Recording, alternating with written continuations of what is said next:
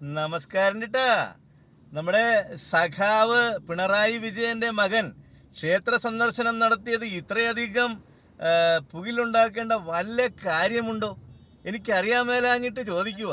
രാജ്യത്തെ ഏതൊരു പൗരനെയും പോലെ തന്നെ അദ്ദേഹത്തിന്റെ മകനും ക്ഷേത്രം സന്ദർശിക്കാനുള്ള അവകാശമുണ്ട്. പക്ഷെ ഒരേ ഒരു കണ്ടീഷൻ, അത് സുപ്രീം കോടതി പ്രത്യേകിച്ച് എടുത്തു പറഞ്ഞിട്ടുള്ളതാണ്. ആചാരങ്ങൾ പാലിക്കുന്ന ഏതൊരാൾക്കും ക്ഷേത്രത്തിൽ പ്രവേശിക്കാനുള്ള സ്വാതന്ത്ര്യമുണ്ട്.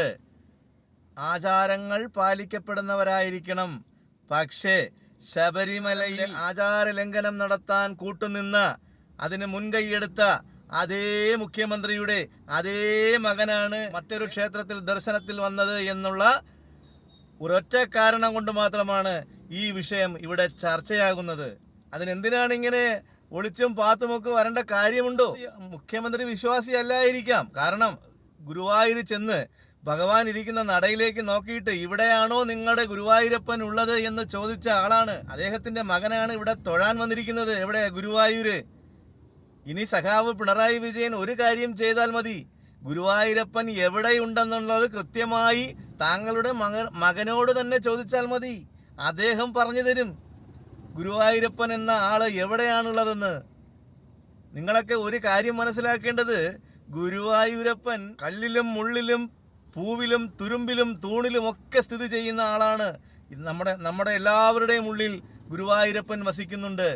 അത് കാണാതെയാണ് താങ്കൾ ഗുരുവായൂരപ്പൻ എവിടെയാണ് ഇരിക്കുന്നത് എന്ന് ചോദിച്ചത്. ഒരു കമ്മ്യൂണിസ്റ്റുകാരൻ ഒരിക്കലും ഒരു ഈശ്വര വിശ്വാസിയാകാൻ കഴിയില്ല എന്നതും, ഒരു ഈശ്വര വിശ്വാസിക്ക് ഒരു കമ്മ്യൂണിസ്റ്റുകാരനാവാൻ കഴിയില്ല എന്നതും ഒരു തത്വമാണ്. ആ തത്വത്തിൽ ഉറച്ചു നിന്ന് വേണം ഒരു കമ്മ്യൂണിസ്റ്റുകാരൻ പ്രവർത്തിക്കേണ്ടത്. എന്നാൽ കഴിഞ്ഞ കുറേ കാലങ്ങളായിട്ട് ഗണപതി മിത്താണെന്നൊക്കെ പറഞ്ഞവരൊക്കെ, അവരുടെ ബന്ധുക്കളൊക്കെ ക്ഷേത്രങ്ങളിൽ പോയി അർച്ചനകൾ നടത്തുന്നതും തലയിൽ മുണ്ടിട്ട് തൊഴാൻ പോകുന്നതുമൊക്കെ നിത്യസംഭവങ്ങളായി മാറുന്നു.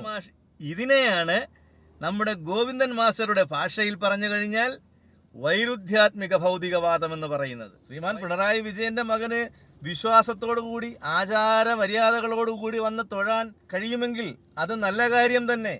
അതിനർത്ഥം കമ്മ്യൂണിസം എന്ന പ്രത്യയശാസ്ത്രം നടപ്പിലാക്കാൻ കഴിയില്ല എന്നുള്ളത്, പ്രാവർത്തികമാക്കാൻ കഴിയില്ല എന്നുള്ളത് തന്നെയല്ലേ? ആ സത്യം ഇപ്പോൾ ഇവിടുത്തെ കമ്മ്യൂണിസ്റ്റ് നേതാക്കന്മാർക്കൊക്കെ മനസ്സിലായി കാണുമെന്നാണ് തോന്നുന്നത്. അതിനൊറ്റ ഉദാഹരണമാണ് ജി സുധാകരൻ എന്ന വ്യക്തി. പക്ക കമ്മ്യൂണിസ്റ്റുകാരനായിരുന്ന ഒരു വ്യക്തി ഈശ്വര വിശ്വാസത്തിലേക്ക് തിരിഞ്ഞത്, രാമായണം വായിച്ചു തുടങ്ങിയത്. അപ്പോൾ ഈ കമ്മ്യൂണിസ്റ്റ് പ്രത്യയശാസ്ത്രം ചെറുപ്പക്കാരിലേക്ക് അടിച്ചേൽപ്പിച്ച് അവരെ വഴിതെറ്റിക്കാനല്ലാതെ മറ്റൊന്നിനും ഉതകില്ല എന്ന് നേതാക്കന്മാരൊക്കെ തന്നെ മനസ്സിലായിരിക്കുന്നു. അതുകൊണ്ടാണല്ലോ അവരുടെ മക്കളെയൊക്കെ വിദേശത്ത് പഠിപ്പിക്കാനും ഇംഗ്ലീഷ് മീഡിയം സ്കൂളുകൾ പഠിപ്പിക്കാനും വിദേശത്തൊക്കെ ജോലി സമ്പാദിക്കാനുമൊക്കെ പറഞ്ഞു വിടുന്നത്, പണം സമ്പാദിക്കാനുമൊക്കെ പറഞ്ഞു വിടുന്നത്. ഇതിനിയെങ്കിലും ഇനിയുള്ള തലമുറകൾ മനസ്സിലാക്കിയാൽ, രക്ഷകർത്താക്കൾ മനസ്സിലാക്കിയാൽ വളരെ നന്നായിരിക്കും.